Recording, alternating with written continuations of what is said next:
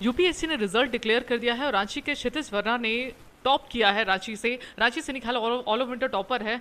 पर रांची के ये टॉपर है, रांची से केवल इन्होंने ही यूपीएससी निकाला है। क्षितिज हमारे साथ मौजूद है। क्षितिज बताइए, सबसे पहले तो बहुत बहुत कॉन्ग्रेचुलेशन आपने निकाला है। ओके, क्या स्ट्रैटेजी रहा, कितने घंटे पढ़ाई की, जरा विस्तार से बताइए। स्ट्रैटेजी यही था कि मैंने सिलेबस पे फोकस करा और मेरे पिछली गलती से मैंने सीखा, जो भी कमी रह गई थी उसे इम्प्रूव करा। और घंटों की जहाँ तक बात की जाए तो कंसिस्टेंटली मैंने 2 साल लगभग 7 से 8 घंटे रोज़ पढ़े हैं। पेपर वाइज क्या स्ट्रैटेजी रहा, किस बुक को आपने फॉलो किया? पेपर वाइज स्ट्रैटेजी देखी जाए तो सिलेबस देखना इज़ वेरी इंपॉर्टेंट। तो उसके बाद जैसे आप GS1 की सिलेबस देखते हो तो GS1 में हिस्ट्री बहुत इंपॉर्टेंट हो जाता है प्रीलिम्स मेन सब में, तो उसका सबसे इंपॉर्टेंट सोर्स है स्पेक्ट्रम। उसके अलावा NCERTs बहुत इंपॉर्टेंट है इस एग्ज़ाम में। NCERT से डायरेक्ट क्वेश्चंस भी बहुत आते हैं प्रीलिम्स में और वो एनालिटिकल भी बहुत है, तो वो मेंस में भी हेल्प करता है। GS2 की बात की जाए तो बाइबल है, गीता है, लक्ष्मीकांत, उसे तो पढ़ना ही पड़ता है और उसे कई बार पढ़ना पड़ता है। इस एग्ज़ाम में आप मल्टीपल बुक्स नहीं पढ़ना ज़्यादा इंपॉर्टेंट नहीं है। उससे अच्छा आप एक ही बुक को 10 बार पढ़ो, उसे अच्छे से रिवाइज़ करो, क्योंकि वो जो पिक्टोरियल मेमोरी बनता है वो बहुत हेल्प करता है एग्ज़ाम में। तो ये दूसरा प्रिपेयर हो गया। इंटरनेशनल रिलेशंस भी बहुत इंपॉर्टेंट है GS2 में, तो उसके लिए आप करंट अफेयर्स फॉलो करो, डिबेट्स देखो यूट्यूब वीडियोज़ वगैरह में, तो दैट रियली हेल्प्स, खास करके वो इंटरव्यू में बहुत हेल्प करता है। GS3 की बात की जाए तो इकोनॉमी बहुत इंपॉर्टेंट है। तो कॉन्सेप्ट्स के लिए आप NCERT पढ़ सकते हो। मृणाल सर के लेक्चर्स बहुत अच्छे होते हैं, विभास सर के भी लेक्चर्स अच्छे होते हैं। उसके अलावा आप करंट अफेयर्स मैगजीन फॉलो करो, बजट की करंट अफेयर्स वीडियो देखो, समरी, वो हेल्प करती है।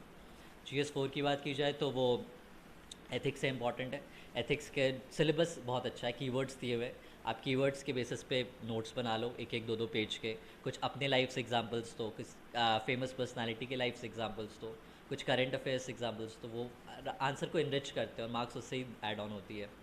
एसए की प्रिपरेशन ये सारी GS की प्रिपरेशन से ही हो जाती है, तो उसके लिए अलग से कुछ करनी नहीं पड़ती, बस आपको एक कैसे लिखना है वो तरीका डेवलप करना पड़ता है। तो आप टॉपर के ऐसे भी पढ़ सकते हो, उनसे बहुत आइडिया मिलता है।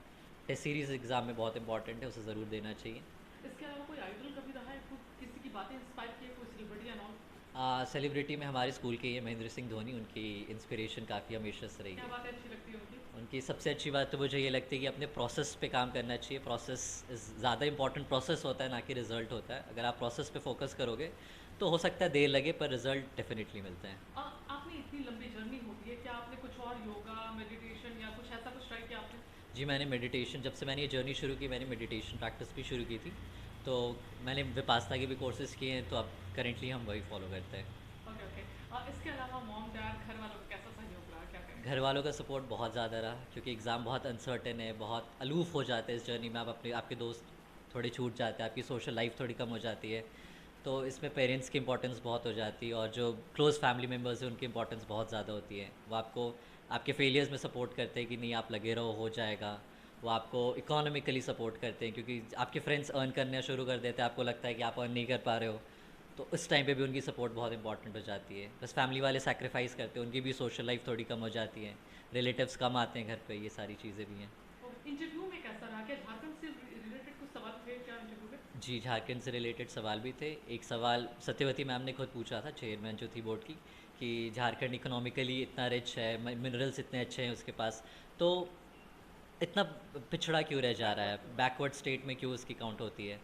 तो मैंने वही बताया कि सबसे बड़ा reason, one of the biggest reason यही था कि पॉलिटिकल इंस्टेबिलिटी शुरू से रही है यहाँ पे। तो जब पॉलिटिकल इंस्टेबिलिटी रहती है तो डेवलपमेंट बैक सीट पे आ जाता है, कंसिस्टेंट एफर्ट्स नहीं हो पाए। और जो बड़े बड़े इंडस्ट्रीज सेटअप हुए हैं झारखंड में, वो झारखंड के क्रिएशन से पहले ज़्यादा सेटअप हुए, उसके बाद उतना इम्पैक्टफुल क्रिएशन नहीं हो पाया। तो अभी उस चीज़ पे काम करना चाहिए, छोटे छोटे MSMEs से शुरू करना चाहिए, SHGs को प्रमोट करना चाहिए, ट्राइबल प्रोडक्ट्स जो उसके अगर हम अच्छे से मार्केटिंग करें, जैसे पलश की होती है, उसको इंटरनेशनल मार्केट तक ले जाने की कोशिश की जाए तो काफ़ी अच्छा होगा और ग्रास रूट लेवल पे भी लोगों को अपॉर्चुनिटीज़ आप मिलेंगी। क्या एस्पिरेंट्स को क्या सलाह देंगे लास्ट? एस्पिरेंट को सलाह यही रहेगी कि अगर आपकी डिटर्मिनेशन है, अगर आपके पैशन है, अगर आपको लगता है कि आप सोसाइटल इम्पैक्ट कुछ क्रिएट करना चाहते हैं अपने जॉब से, तो सिविल सर्विसेज से अच्छी जॉब कुछ हो नहीं सकती। और आपको हो सकता है कि ये एग्ज़ाम काफ़ी टफ लगता है, पर अगर आपकी कंसिस्टेंटली आप एफर्ट डालते रहो और अपने आप को इम्प्रूव करते रहो तो हो जाता है, इट्स नॉट इम्पॉसिबल।